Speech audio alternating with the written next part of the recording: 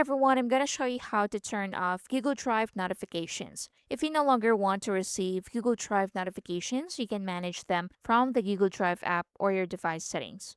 So if you're using your computer, go to Google Drive and sign into your account. Now to reduce email notifications from Google Drive, so click the settings icon and select settings.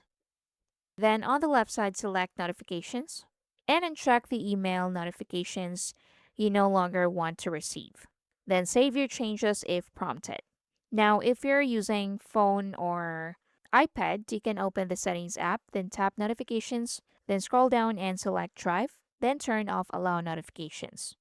If you're using Android, open Google Drive app, then tap your profile picture in the top right corner, then go to settings, then tap notifications if available, then turn off the notifications you don't want to receive. And that's it. So again, on the web, you can open Google Drive and sign into your account. Then at the top right, select settings, then select settings again.